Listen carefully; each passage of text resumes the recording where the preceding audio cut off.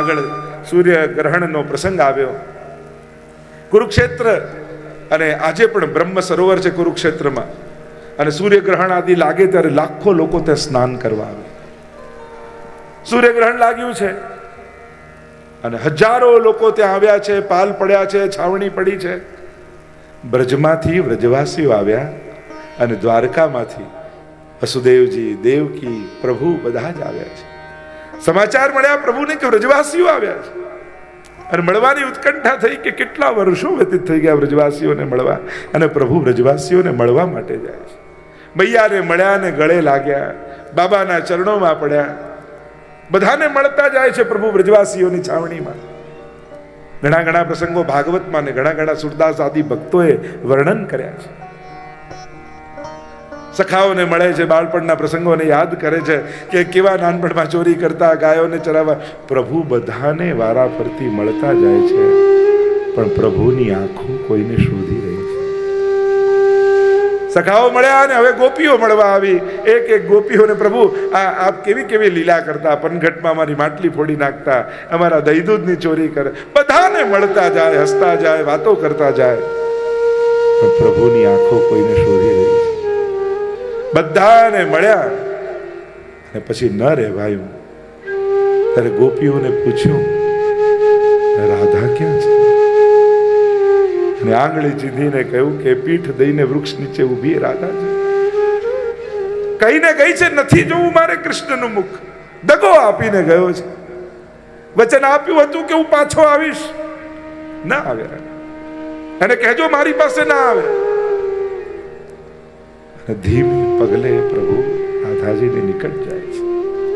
પ્રભુના ચરણની ચાંપનો અવાજ રાધાજીના રોમ રોમમાં રોમાંચ પેદા કરે છે.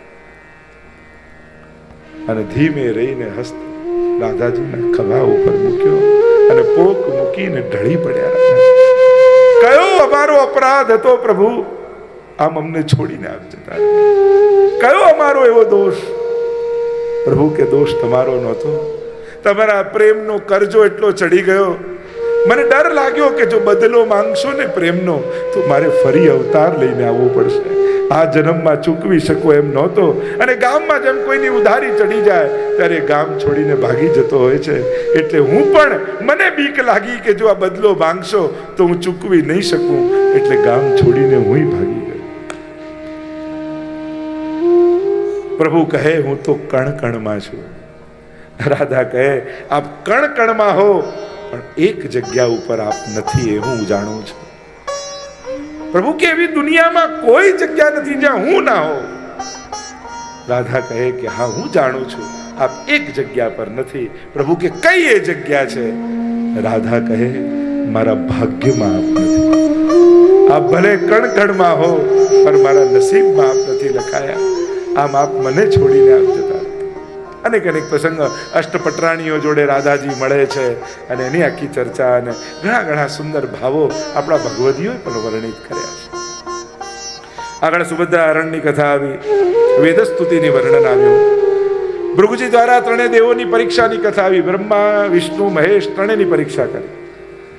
વાચિક, કાયિક અને માનસિક ત્રણેય અપરાધ કર્યા. મહાદેવજી નારાજ થયા, બ્રહ્માજી નારાજ થયા, ભગવાન વિષ્ણુ પોઢ્યા હતા શેષૈયા ઉપર.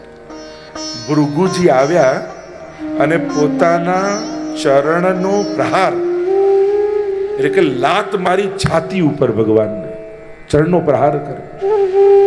અને પ્રભુએ ઊભા થઈ ભૃગુજીના ચરણ પકડી લીધા. અરે મહાત્મન, મારી છાતી તો કઠોર છે, આપના ચરણ કોમલ છે, ક્યાંક આપને ચોટ તો નથી લાગી ને? જો આજે પણ ઘણા સ્વરૂપો હોય ને એમના ઉપર નાનકડું ચરણનું ચિહ્ન હોય, એને કહેવાય ભૃગુ લાંછન. કહ્યું કે આપના જેવા મહાત્માના ચરણ મારી છાતી પર પડ્યા તો કાયમ માટે હું એને સાચવીને રાખીશ. તો ભગવાન જે કૌસ્તુભ મણિ રાખે છે એ ભૃગુ લાંછન પણ રાખે છે. મહાપુરુષોના ચરણોને સાચવીને રાખે છે. એટલે કે ત્રણેય પ્રકારના અપરાધોથી વૈષ્ણવે ડરવું, બચવું, વાચિક, કાયિક કે માનસિક, આ ત્રણેય દોષથી બચવું. આગળ કૃષ્ણ લીલા વિહારનું વર્ણન આવ્યું.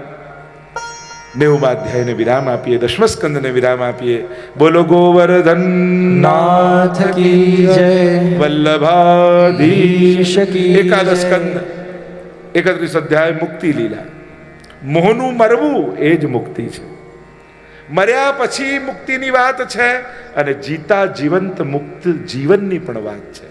મુક્તિના અનેક પ્રકાર આપણે ત્યાં બતાવ્યા. અનેક પ્રકારથી જુદી જુદી સાધનાના માર્ગોમાં મોક્ષ કોને કહેવાય અને અનેક વ્યાખ્યાઓ કહી. આપણે ત્યાં 4 પ્રકારના મુક્તિની પણ વાત કહી. સાયુજ્ય, સારૂપ્ય, સામીપ્ય, સાલોક્ય, 4 પ્રકારના મોક્ષ. અને વૈષ્ણવ જન તો મુક્તિ ન માંગે, માંગે જન્મ જન્મ અવતાર રે. આપણે ત્યાં તો મુક્તિ નથી જોઈતી, એટલે આરતી કરીએ ત્યારે પેલા 4 મુઠ્ઠિયા નથી રાખતા અને 4 મુઠ્ઠિયા વાર ના કરીને ફેંકી દઈએ. એનો ભાવ શું છે? આ 4 મુઠ્ઠિયા એ 4 પ્રકારની મુક્તિ છે. એટલે કે વૈષ્ણવ ઠાકોરજીને જુએ એટલે 4 મુક્તિને વારીને ફેંકી દે કે જેને મુક્તિ જોઈતી હોય લઈ જાઓ, અમારે તો પ્રભુની ભક્તિ કરવી છે. આ ભાવથી આપણે ત્યાં આરતીમાં આ રીતે નોછાવર કરતા હોઈએ છીએ. તો મુક્તિ कुछ इस तरह मैंने अपने को आजाद किया, कुछ लोगों से माफी मांगी, कुछ लोगों को माफ किया. बस मुक्तिનો આ જ છે. તો 11 સ્કંદ મુક્તિ લીલા, પ્રભુનું મસ્તક જ્ઞાન છે, જ્ઞાનપરક ચર્ચાઓ ઉદ્ધવજી સાથે 11મા સ્કંદમાં છે. અદ્ભુત સ્કંદ છે. યાદવો ઉચ્છંકલ થયા, પિંડારા ક્ષેત્રમાં છે. યુવાની આવી, ધન આવ્યું, પદ આવ્યું, વૈભવ આવ્યું અને બધી બહુ અનુકૂળતા આવે ને ત્યારે બહુ સાવધાન રહેવું જોઈએ. કારણ કે પતનની ત્યારે જ સંભાવનાઓ થઈ જાય. એટલે માણસે બહુ સાવધાન રહેવું. 2 વસ્તુ શીખવાની જરૂર છે દુનિયામાં, ક્યાં હા પાડવી અને ક્યાં ના પાડવી. આટલું સમજાઈ જાય ને તો માનો બધા શાસ્ત્રોનું જ્ઞાન થઈ ગયું. આનંદ રહો, પ્રસન્નતા કરો, ખૂબ સુખ વૈભવ બધું ભોગવો, પણ દરેકે પોતાની એક લક્ષ્મણ રેખા તો દોરીને જ રાખવી કે આ બધી મજા કરીશું, બધો આનંદ કરીશું, આ મારી લક્ષ્મણ રેખા, આના બહાર પગ નહીં જવું. આપણે રાવણનો વાંક તો કાઢીએ, કોઈ વાંક છે જ, પણ સીતાજીએ પણ લક્ષ્મણ રેખા ઓળંગીને. અને જ્યારે જ્યારે તમે લક્ષ્મણ રેખા ઓળંગશો તો રાવણો તૈયાર જ ઊભા છે, રાહ જોઈને જ ઊભા છે. અને એટલા માટે બધાએ ક્યાંક સાવધાની રાખવાની જરૂર છે. સ્વતંત્રતાના નામે સ્વચ્છંદતા જીવનમાં ન આવી જાય એની સાવધાની રાખવી. કારણ કે બહુ જ આપણે જ કારણ કે અત્યારે હવે કોઈને રોકી શકવાનું નથી. આપણે જ આપણી જાતને કઈ મર્યાદાને કેટલા હદ સુધી રોકી રાખવી એ આપણે જ નક્કી કરવાનું છે. અહીંયા યાદવોને બધું જ અનુકૂળ થયું એટલે ઉચ્છંકલતા આવી ગઈ. ઋષિઓનો યજ્ઞ ચાલતો હતો, એમને મસ્કરી સૂજી કે લાવ મજાક કરીએ.